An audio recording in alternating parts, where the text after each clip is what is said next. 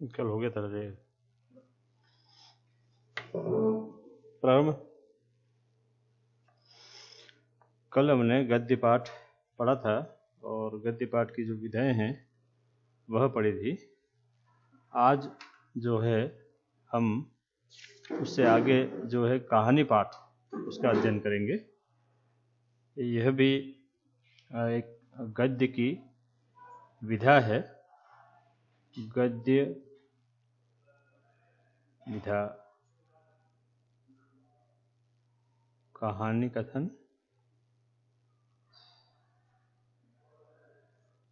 और निबंध लेखन।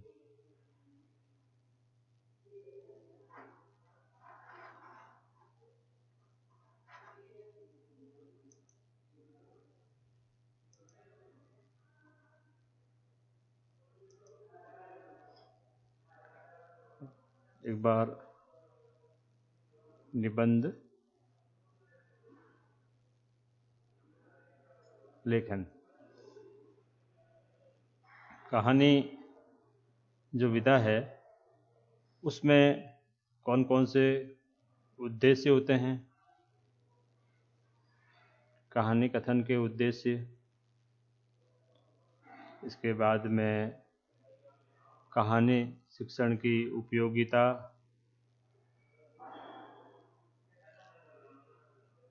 महत्व, आवश्यकता, ये तीनों एक ही है। इन तीनों में एक ही बात लगभग पूछी जाती है। इसके बाद में कहानी चुनाव हेतु ध्यान नार्थ बिंदु, कौन कौन से बिंदु पर अपने को ध्यान देना है। कहानी सुनने की विशेषताएं,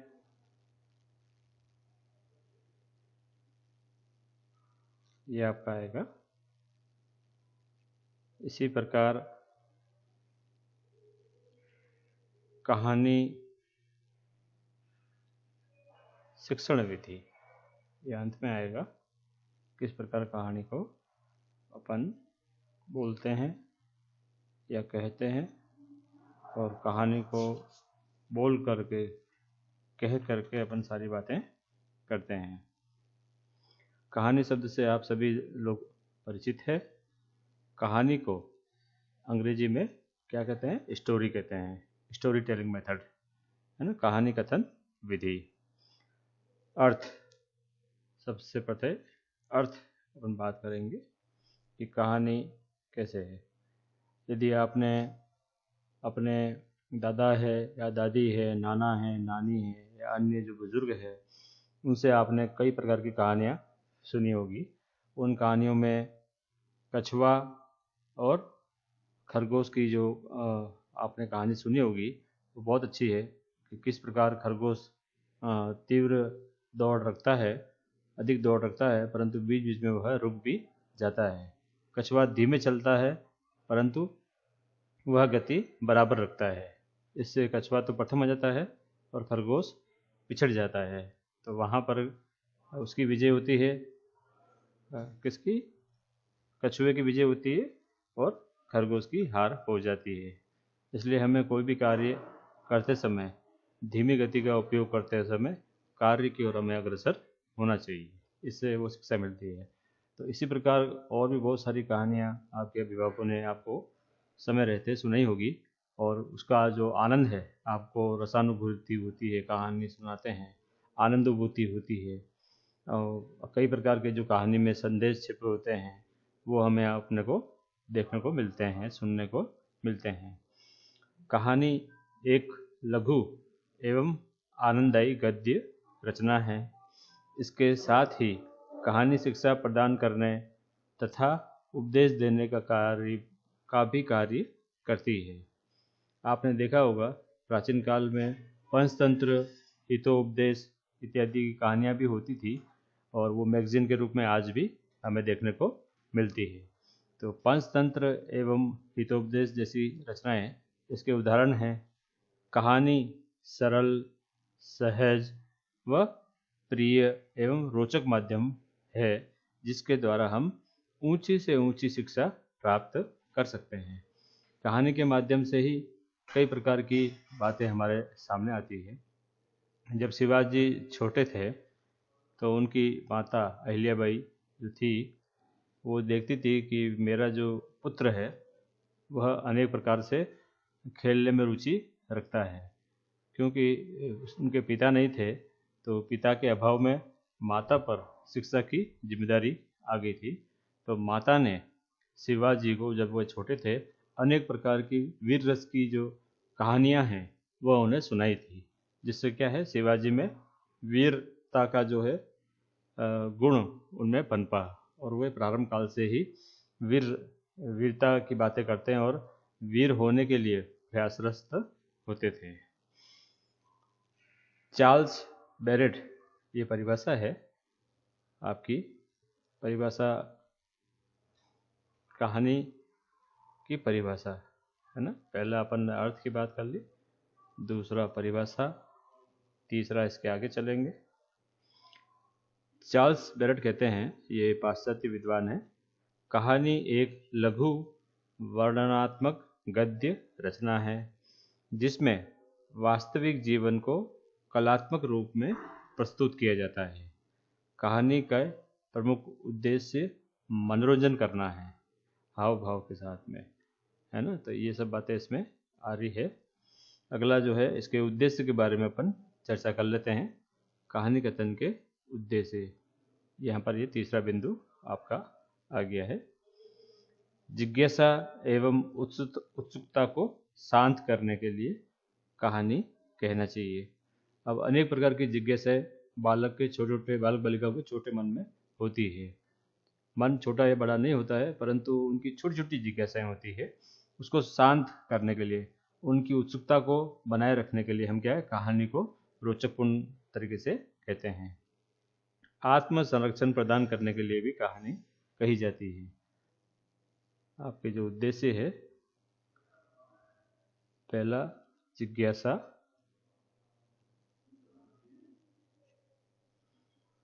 व उत्सुकता,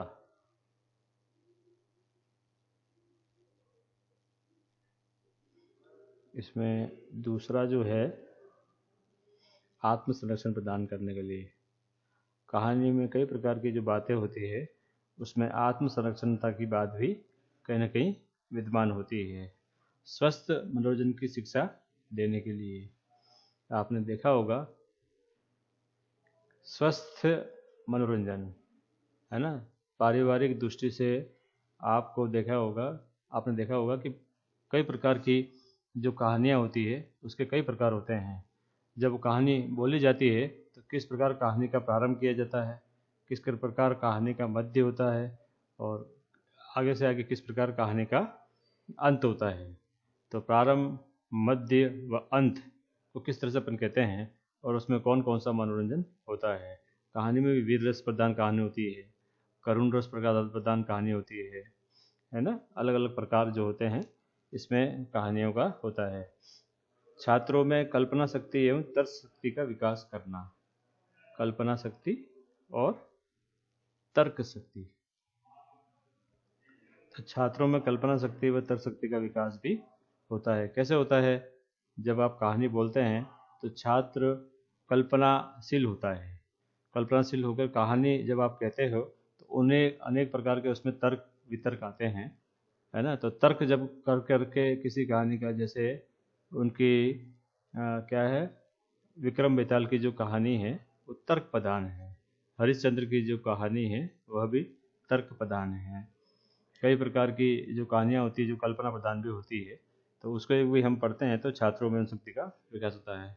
छात्रों में वाक शक्ति एवं विचार शक्ति को सुदृढ़ बनाना, वाक शक्ति है ना, वाक शक्ति व विचार शक्ति, इनका क्या होता है?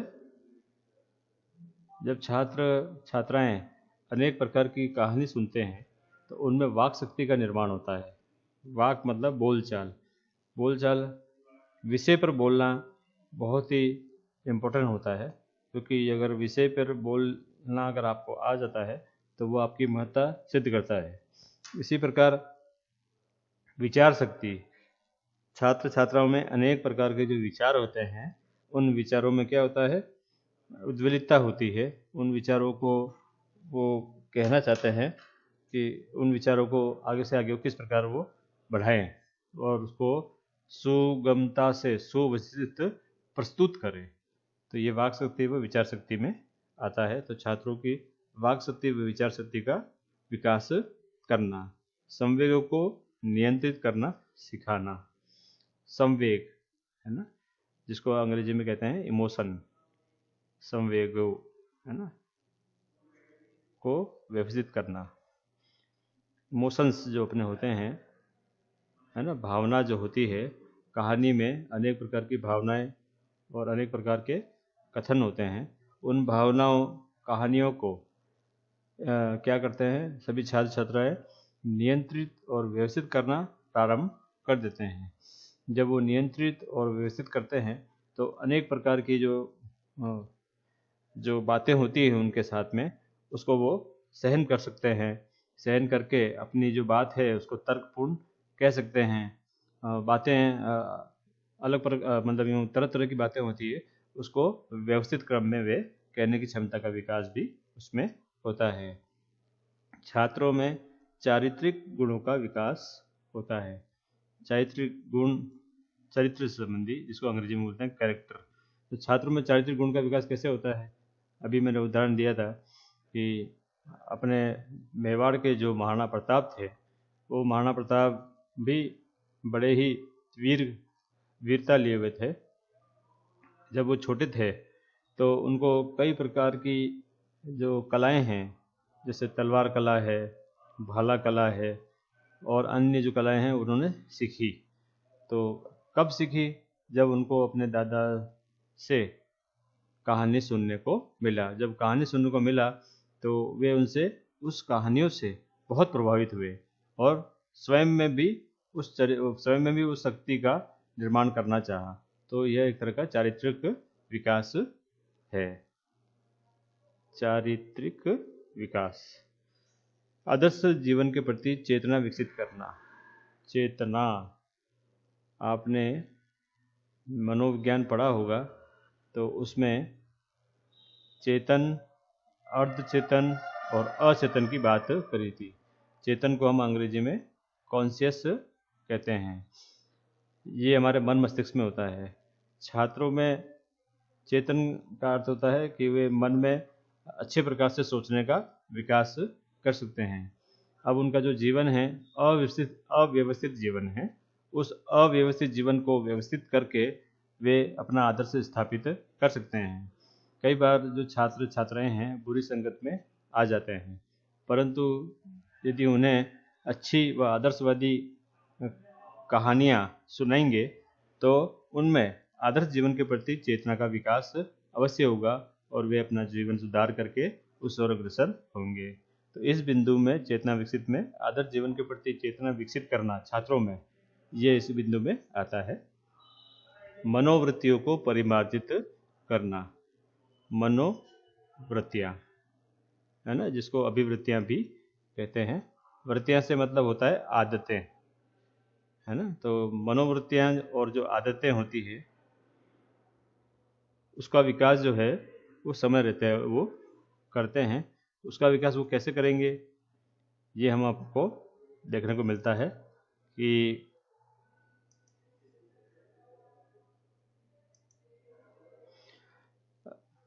मनोवृत्तियाँ मतलब आदतें, जब कक्षा कक्ष में कई प्रकार की कहानियाँ सुनाई जाती है या घर में अभिभावकों द्वारा जो कहानी सुनाई जाती है, तो छात्रों या उनके बालक बालिकाओं में क्या होती है, कई प्रकार की आदतों का निर्माण करता है। सबसे पहले वो क्या है, कहानी को ध्यानपूर्वक सुनने का आदत बनती है। उसके बाद में उनमें कई प्रकार की जो शंकाएं होती है कहानी के दरमियान, उसको समाधान करने की जो प्रवृत्ति है उसका विकास होता है। अंत में वे अपने दादा दादी या जो भी अभिभावक है अर्थात शिक्षक है या जो भी कहानी सुना रहे हैं उनसे उनका समाधान वे चाहते हैं। तो कहानी कहने की कला का जो विकास है उनमें होता है, वो यहाँ पर आपके आता है। और अगला जो है और अंतिम जो है सामाजिकता एवं मानव प्रेम की भावना का विकास। मनुष्य एक सामाजिक प्राणी है। ये किसने कहा? अरस्तु ने। अरस्तु जो पाश्चात्य विद्वान हुए हैं और शिक्षा में उन्होंने अनेक प्रकार के सिद्धांत भी दिए हैं, उनकी शिक्षा में बहुत सारी उपयोगिता भी है। तो वह कहते हैं कि मनुष्य एक सामाजिक प्राणी है, समाज में रहकर ही वे अपना उद्धार कर सकता है। तो सामाजिकता एवं मानव प्रेम की भावना का विकास भी कहानी के माध्यम से होता है। हम हमारे प्राचीन काल में अनेक प्रकार की जो कहानियाँ हैं उस कहानियों को हम पढ़ते हैं। जब उस कहानियों को पढ़ते हैं तो उसमें अनेक प्रकार की सामाजिकता की बात आती है, मानव प्रेम की बात आती है। सामाजिकता में कौन कौन सी बातें आती है? विश्व बंधुत्व की भावना आती है, परिवार के साथ में सभी तरह के जो अनेक प्रकार के जो अपने से भिन्नता लिए हुए विभिन्नता, व्यक्तिगत भिन्नता होती है उसको लिए हुए रहते हैं, परंतु उन विभिन्नता को रहते हुए भी आप प्रेम, स्नेह, आस्था, निष्ठा से रहते हैं, उसकी बात यहाँ पर हम करते हैं। अब हम आगे चलते हैं। कहानी शिक्षण की उपयोगिता। आपने देखा होगा यहाँ पर उपयोगिता, आवश्यकता और महत्व। तो कहानी शिक्षण की जो उपयोगिता है, आवश्यकता है, वो यहाँ पर आपको आएगी। अपन इसके अंतर्गत पढ़ते हैं। एक बार आरेख खींच लें यहाँ पर, फिर यहाँ पर इसकी बताते हैं उपयोगिता क्या क्या है। पहला जो इसमें बिंदु है,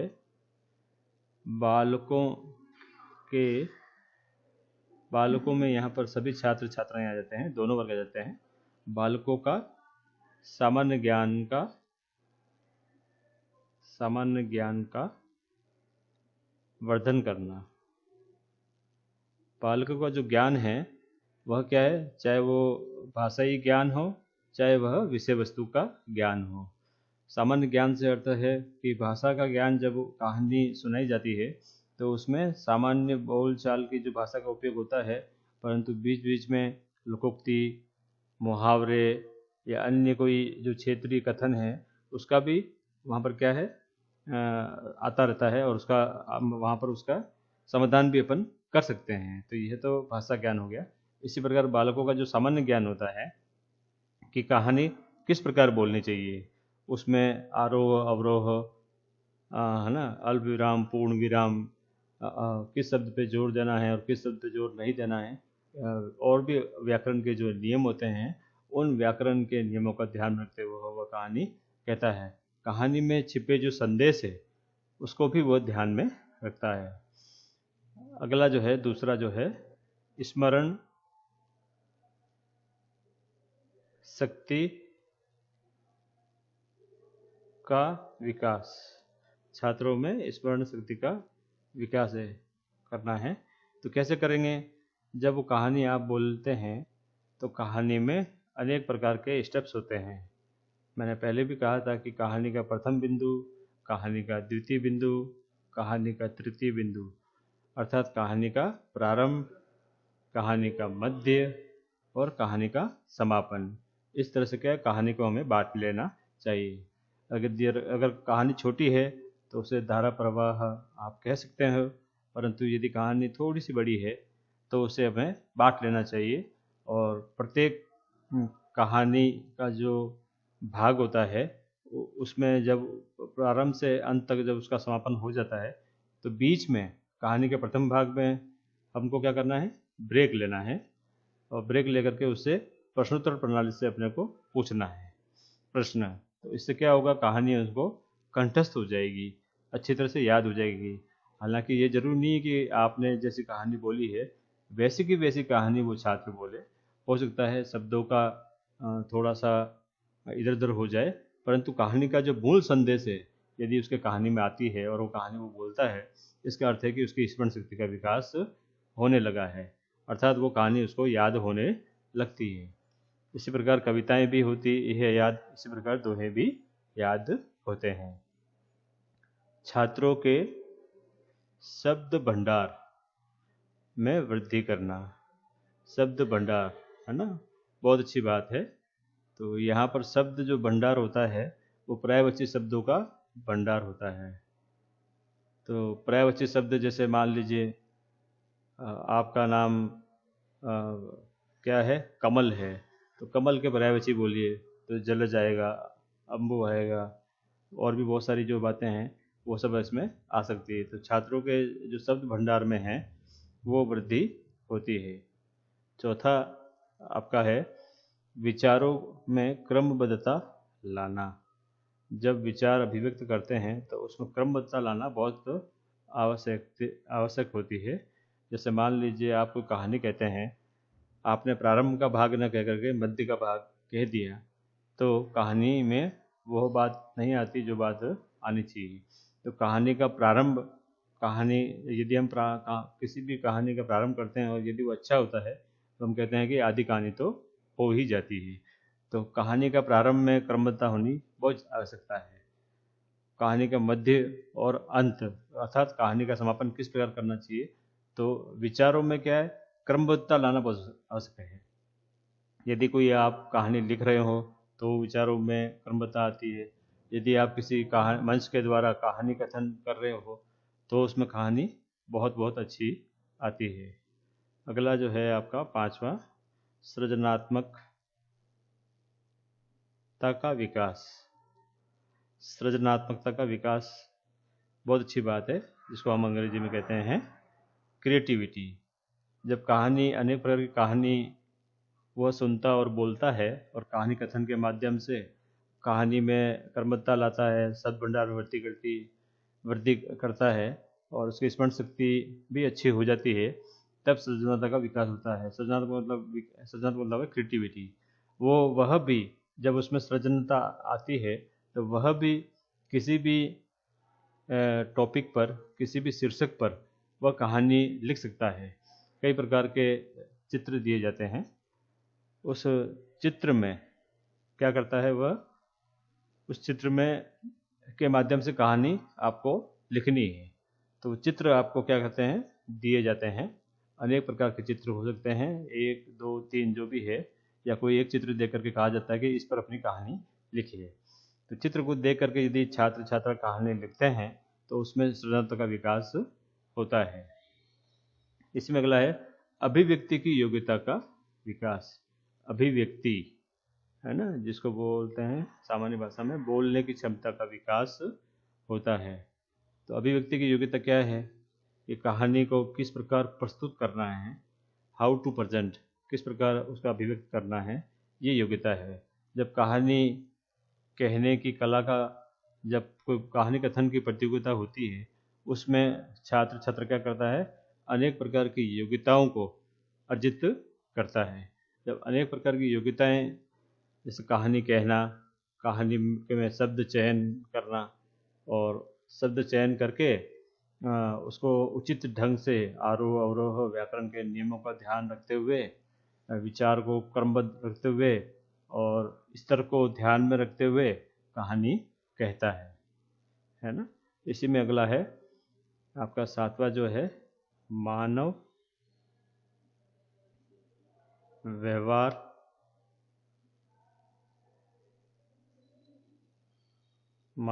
व्यवहार एवं चरित्र का परिचय प्राप्त होना। चरित्र का परिचय, आपने देखा होगा कि अब तक की जो भी मानव व्यवहार अपने पढ़ते हैं तो वो कहाँ अपने को देखने को मिलता है, इतिहास में देखने को मिलता है। और अनेक प्रकार के जो चरित्र चित्रण होते हैं वह भी इतिहास में ही होते हैं। इतिहास में को यदि हम पढ़ते हैं तो संक्षिप्त रूप में बहुत सारी छोटी छोटी कहानियाँ वहाँ पर विद्यमान होती है। उन छोटी छोटी कहानियों में मानव व्यवहार के बारे में, जो ऐतिहासिक पुरुष हुए हैं, सामाजिक पुरुष हुए हैं, राजनीतिक पुरुष हुए हैं, संस्कृति को बचाव के लिए होने वाले पुरुष हुए हैं, बहुत से विदुषी और विद्वान लोगों का विवरण उसमें रहता है, जिनका चरित्र बहुत अच्छा है, किस प्रकार उन्होंने अपने जीवन बनाया है और वे मृत्यु को प्राप्त हुए हैं वहाँ तक का। जैसे मान लीजिए स्वामी दयानंद सरस्वती है, स्वामी विवेकानंद जी का है, इनका जीवन बहुत ही संक्षिप्त काल का रहा है। जब इनके जीवन के बारे में पढ़ते हैं तो हम देखते हैं कि इन्होंने किस प्रकार उस मानव के व्यवहार की बात करी है और किस प्रकार संस्कृति की रक्षा करते हुए, धर्म की रक्षा करते हुए इन्होंने क्या करा है कि एक आदर्श मानव चरित्र की बात उन्होंने वहाँ पर उकेरी है। तो इसमें ये बात देखने को मिलती है यदि इससे संबंधित अपन कहानियाँ पढ़ते हैं। और भी बहुत से जो विद्वान हुए हैं उनकी कहानियाँ भी यदि पढ़ते हैं तो छात्रों में अनेक प्रकार की मानव व्यवहार अच्छा होता है उनका और चरित्र का विकास होता है। विश्व भी मानव व्यवहार पर कार्य करता है और हमारे जो धर्म करते हैं, धर्म ग्रंथ वसुदेव कुटुंबकम की भावना लिए हुए हैं। 8वां जो है अवलोकन और व निरीक्षण, अवलोकन व निरीक्षण शक्ति का विकास होता है। यदि कहानी कहते हैं तो उसमें अनेक प्रकार से आप अवलोकन कर सकते हैं। अपने साथियों को जब आप अवलोकन करने जाओगे, जब टीचिंग का आपका पोर्शन चलेगा, शिक्षण का कार्यक्रम चलेगा विद्यालयों में, तो वहाँ पर अवलोकन भी एक बिंदु होगा कि कहानी कहने में जो अवलोकन है उसका किस प्रकार आप ध्यान देते हैं और निरीक्षण शक्ति का विकास होता है। कौन कौन सी जो कहानी कहने में उसमें जो कमियां थी, उसने जो गलतियां करी वो गलतियां मैं ना करूं, इसके लिए आप उसको भी सुझाव दोगे और अपने आप में भी सुधार लाने का प्रयास करेंगे। यही इसी का जिस प्रकार ये बड़े स्तर पे होता है, उसी प्रकार बालक बालिकाएं जब कहानी कहते हैं तो ये निम्न स्तर पर भी ये काम होता है। अगला जो है इसमें विषय वस्तु में रोचकता लाती है। बहुत अच्छी बात है। विषय वस्तु में रोचकता एवं स्वाभाविकता व स्वाभाविकता, स्वभाव से स्वाभाविकता बना है। स्वाभाविकता, रोचक से रोचकता, स्वभाव से स्वाभाविकता लाने में, है ना। तो जब विषय वस्तु वो कहता है बालक बालिका, तो किस प्रकार उसको वो कहानी को रोचक बनाता है, किस प्रकार उसमें स्वाभाविकता होती है। एक तो कहानी पढ़ लेते हैं और उसको रटंत पढ़ाते हैं, तो रटंत विधि का यहाँ पर क्या है उपयोग नहीं होता है। कहानी आप मन में पढ़ लीजिए उसको देखते हुए, फिर जब आप कहानी कहने के लिए कहा जाए आपको, तो उसमें सभी बिंदुओं का जो ऊपर लिखित है, सभी बिंदुओं का ध्यान में रखते हुए किस प्रकार आप उसको रोचक बनाते हो, किस प्रकार आपका जो स्वभाव है, स्वभाव में सारी हाव भाव की जो बातें हैं वो इसमें आती है। तो किस प्रकार आप स्वाभाविक होते हुए कहानी को रोचक बताते हुए कहते हो, समय का सदुपयोग कराने में।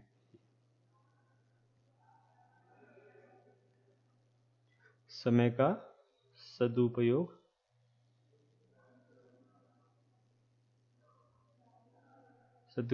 कराने में। समय का जो कई प्रकार हम खाली समय में बैठे रहते हैं और कई बार बसों में और उसमें भी जाते हैं। वर्तमान में कई प्रकार के संसाधन हमारे पास में हो गए हैं।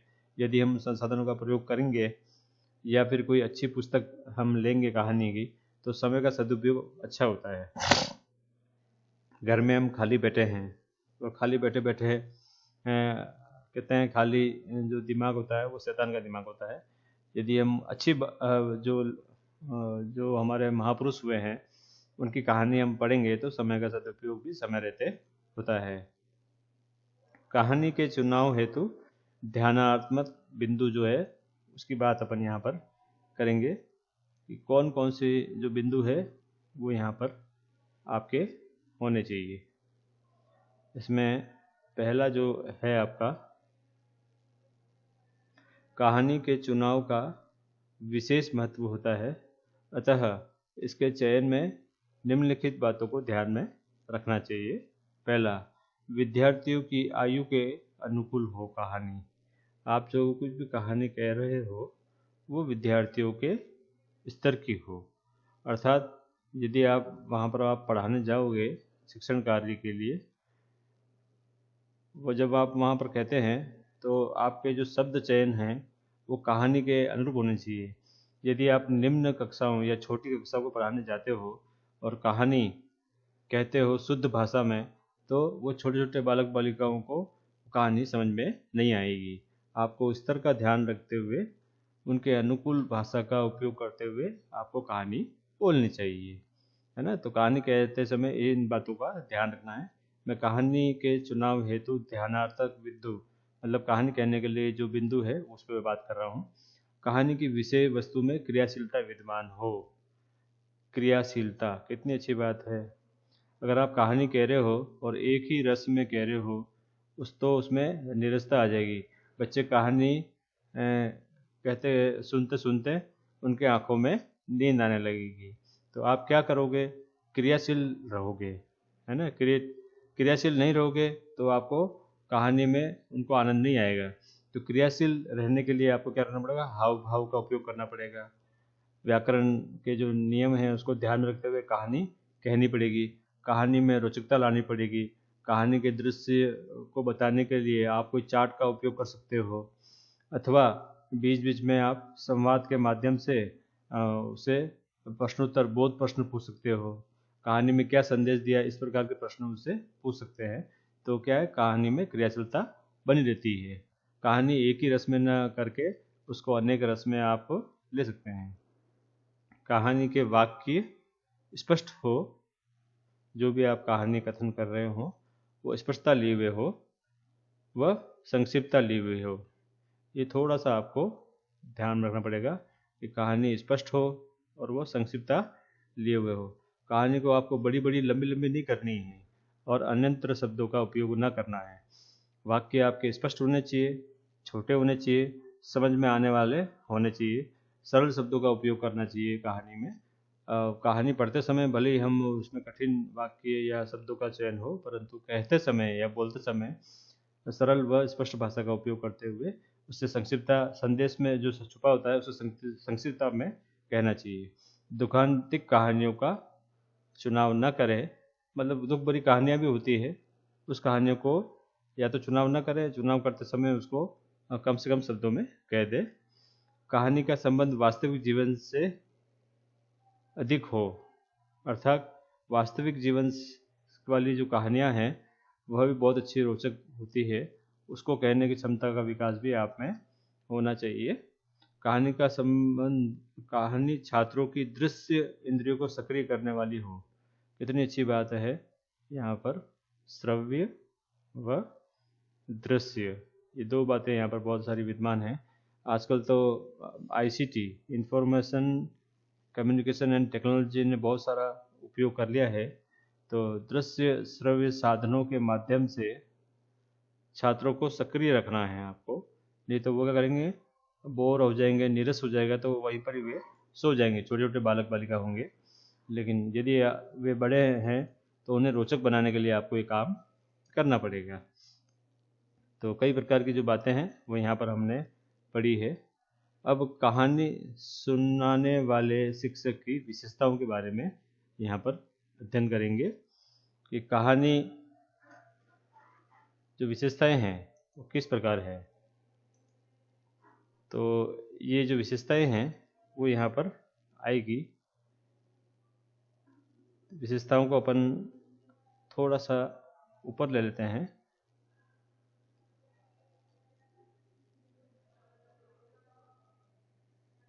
कौन कौन सी विशेषताएं यहाँ पर अपने को देखने को मिलती है उसके बारे में थोड़ा सा अपन अध्ययन करेंगे।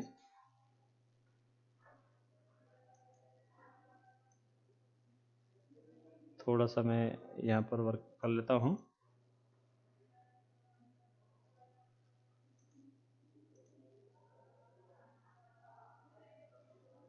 चलिए, कहानी कहने की विशेषताएं। कहानी सुनाने वाले अध्यापकों में निम्नलिखित गुण होने चाहिए। गुण, विशेषताएं वो सब इसी में आती है ना। तो कौन कौन से गुण जो है वो होते हैं, अपन उसके बारे में चर्चा करेंगे। गुण और विशेषताएं।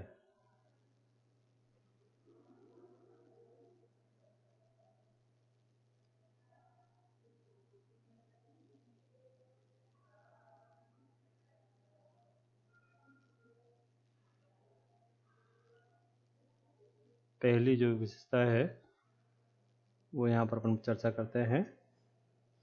शिक्षक को कहानी के सभी तत्वों की पूर्ण जानकारी होनी चाहिए। सभी तत्व मतलब एलिमेंट्स। शिक्षक को क्या होना चाहिए? सभी तत्वों की जानकारी होनी चाहिए। अर्थात शिक्षक कहानी का प्रारंभ, मध्य व समापन, इसमें किस प्रकार के जो संदेश छुपे हुए हैं, किस प्रकार शब्दावली का उपयोग किया हुआ है, और कौन सी घटना प्रधान कहानी है, किस बिंदु पर अपने को विशेष जोर देना है, किस भाग को अपने को जो उसमें संदेश छिपा है वो छात्रों के सामने रखना है, उन सभी तत्वों की जो जानकारी है एक शिक्षक को होनी चाहिए। शिक्षक को कहानी कहने से पूर्व कहानी को अच्छी तरह से पढ़ लेना चाहिए और उसमें अनेक प्रकार के जो बिंदु है उसको ध्यान में रखना चाहिए। बाल मनोविज्ञान का शिक्षक को क्या होना चाहिए? बाल मनोविज्ञान का ज्ञान होना चाहिए। अर्थात चाइल्ड साइकोलॉजी कहते हैं, यदि अपन कहानी कह रहे हैं और यदि वो 5वीं से लेकर के 8वीं तक है, तो 5वीं से जो 8वीं के जो बालक बालिकाएं हैं वो बाल्यावस्था से किशोरावस्था की ओर अग्रसर लिए हुए होते हैं। तो छात्रों को बाल मनोविज्ञान का ज्ञान होना चाहिए। आप कहानी कह रहे हैं, यदि कोई छात्र उनमें से कोई ध्यान नहीं दे रहा है या कम ध्यान दे रहा है या कुछ कारणवश आपकी कहानी को नहीं सुन रहा है या उसका अस्वस्थ है, स्वास्थ्य के दृष्टिकोण से उसकी जो स्वास्थ्य है वो अच्छा नहीं है, इन सभी बातों को ध्यान रखते हुए, सभी का ध्यान कहानी को और एकाग्र रखते हुए आपको कहानी कहनी चाहिए। यदि कोई पीड़ा से पीड़ित है तो उसको कहानी सुनने के लिए बाध्य नहीं करना चाहिए, उसको स्वस्थ रहने के लिए आप उसको कह सकते हैं। यदि कोई कहानी में ध्यान नहीं दे रहा है तो ज़रूरी नहीं है कि आप जो कहानी कह रहे हो उस शैली में यदि उसको समझ में आ रही हो, आप कहानी अलग तरीके से भी कह सकते हैं। तो एक शिक्षक को बाल मनोविज्ञान का भी ज्ञान होना चाहिए। अभिनय कुशलता से परिपूर्ण होना चाहिए। मतलब अभिनय जो भी वो एक्ट करता है ना, कहानी कहते समय हमें अनेक प्रकार के शारीरिक संचालन, सांकेतिक कहते ना भाव इत्यादि का उपयोग करना पड़ता है, तो उसको वो कुशल होना चाहिए। अर्थात ऐसे नाटक नहीं करना चाहिए कि वो बच्चे जा करके फिर वो नाटक करने लग जाए।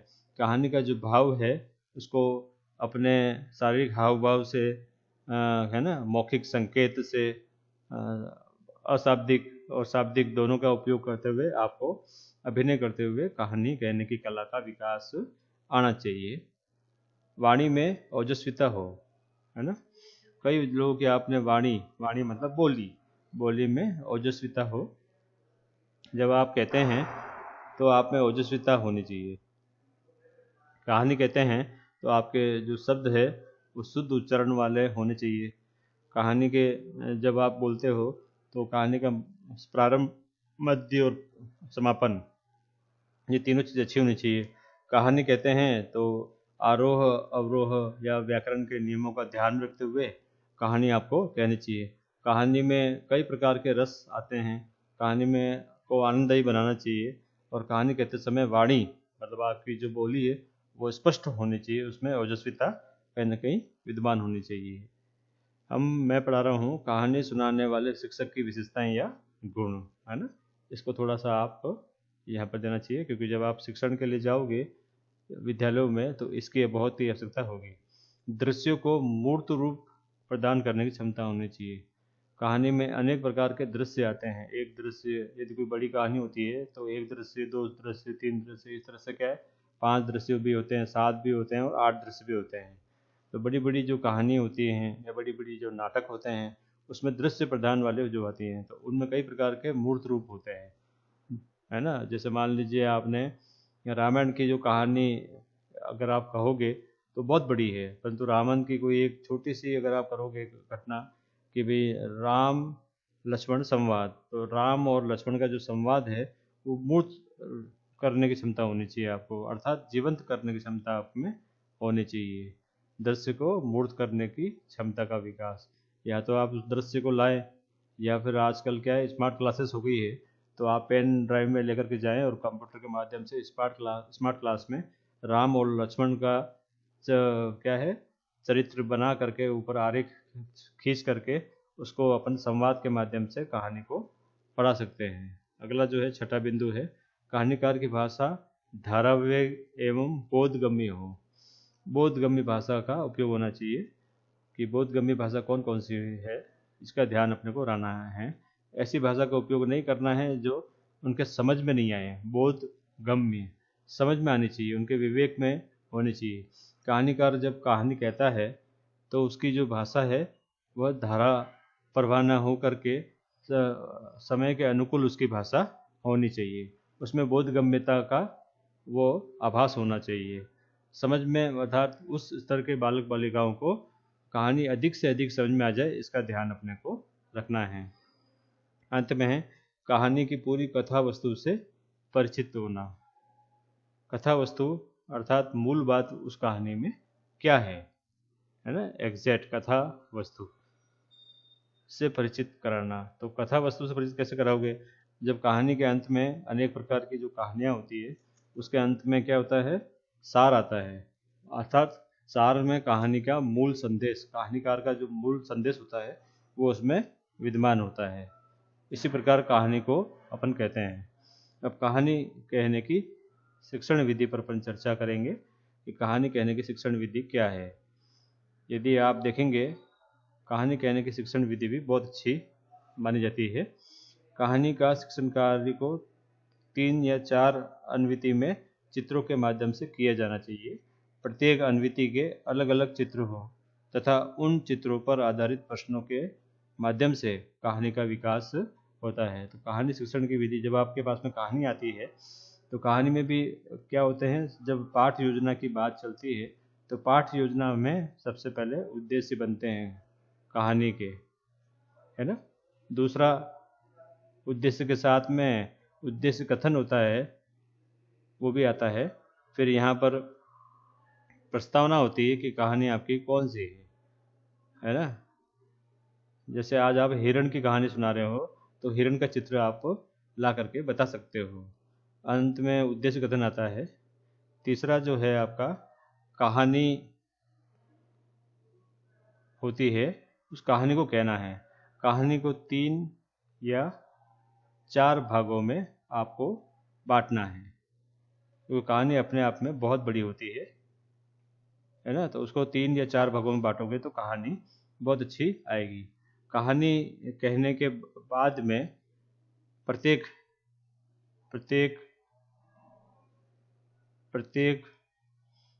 भाग में आपको प्रश्न पूछने हैं, है ना, प्रश्न उत्तर, है ना, जिससे यह मालूम चलेगा कि उनको कितना बोध हुआ है, कितनी समझ आई है। बोध का मतलब समझ, उनकी समझ विकसित हुई है। तो कहानी का प्रथम, मध्य और समापन या अंत, ये मूल बातें होती है। 3 या 4 भागों में आप बांटते हो। चौथे भाग में आप सारांश को भी ले सकते हो। चौथा जो है आपका कहानी की सभी भागों की क्या होगी, पुनरावृत्ति होगी। पुनरावृत्ति कहानी का सार हो सकता है अथवा पूरी कहानी छात्र बोल सकते हैं। पूरी कहानी कथन, कहानी कहना, है ना, ये 5वां जो भाग है। और अंतिम जो भाग है यहाँ पर मूल्यांकन करना है। मूल्यांकन में मैंने आपको पहले भी बताया था कि कई प्रकार के मूल्यांकन होते हैं। मूल्यांकन 3 से 4 प्रकार के मूल्यांकन होते हैं, जिसमें कोष्ठक में उत्तर दीजिए, रिक्त स्थान की पूर्ति कीजिए, सत्य असत्य वाले प्रश्न, एक वाक्य वाले प्रश्न। आपको लघुत्तरात्मक और निबंध प्रश्न यहाँ पर नहीं पूछने हैं, और इसके अलावा हाँ नहीं वाले प्रश्न भी आप पूछ सकते हैं। तो मूल्यांकन में कम से कम 2 से 3 प्रश्न, जो ये लपेट फलक होता है या फिर अब जो रोलर बोर्ड होता है, उसके माध्यम से आप पहले से ही इसकी पूर्व तैयारी करके लिखे जाएंगे और इसमें प्रश्न पूछेंगे। अंत में आपको गृह कार्य देना है, जो मूल्यांकन का ही एक क्या है, अंग है। गृह कार्य इतना होना चाहिए जो उनके स्तर को ध्यान रखना चाहिए। यदि छोटी कक्षा है तो कहानी के किसी एक भाग को लिख करके वे कक्षा में सुनाएंगे, ऐसा गृह कार्य होना चाहिए। यदि थोड़ा सा बड़ा है तो पूरी कहानी सुन करके वो बाल बालिकाएं आपको बोलेंगे। तो स्तर के ध्यान रखते हुए आपको गृह कार्य देना है। इससे संबंधित यदि कोई समस्या हो तो आप महाविद्यालय में आए, हम इसका समाधान शनिवार को, है ना, समय रहते हुए करेंगे। महाविद्यालय में एक साथ में आए। धन्यवाद।